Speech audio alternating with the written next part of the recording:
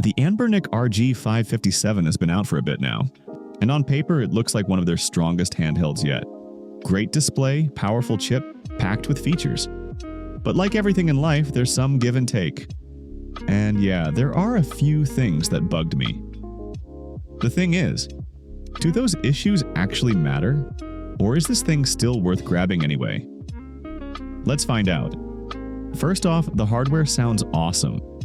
You've got a Dimensity 8300 chip, 12 gigs of fast RAM, 256 gigs of storage, and a full HD AMOLED screen. On paper, this thing looks like a beast. It runs Android 14, has Wi-Fi 6E, Bluetooth 5.3, and even 5G support. You're getting features like RGB joystick lights, active cooling with a fan, Hall effect triggers, a gyroscope, the whole 9 yards.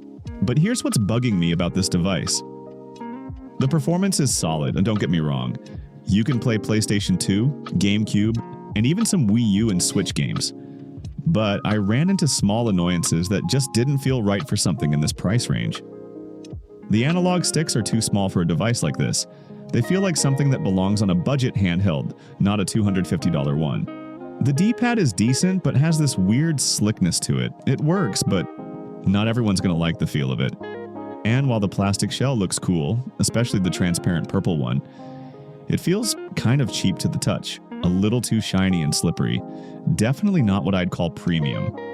When it comes to emulation, the RG557 holds its own. PS2 and GameCube run great, better than I expected. It can even handle some Wii U and Switch titles, but not all of them are smooth. Performance depends a lot on the game and the emulator. As for Android games, stuff like Genshin Impact or Honkai, you can push high settings and still get decent frame rates. That's where the chip and cooling come in clutch. But there's a little problem. The RG557 uses a MediaTek chip. That might not mean much to everyone, but developers tend to optimize emulators more for Snapdragon chips. So you might run into the occasional hiccup or random quirk that Snapdragon devices don't deal with. But for a device this expensive, I expected more polish. No Linux support, which I know isn't a big deal for everyone, but at this price, it should have been an option. Linux offers far better emulation performance, so not including an option for that will upset many. You'll need to spend time setting it up the way you want. $250 is not cheap, especially when you've got options like the Odin 2 portal, which is just better in a lot of areas. Better optimization, better emulation support, and in some cases, even better build quality.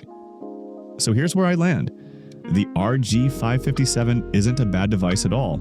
It's powerful, the screen is gorgeous, and the ergonomics are probably the best thing about it. I could play for hours without feeling cramped, and that's rare. It also feels rushed, like they built something with crazy good parts, but didn't take the time to make it feel complete. They could have used a chip that plays nicer with emulators, made the sticks a bit larger, and maybe gone with better materials for that premium feel.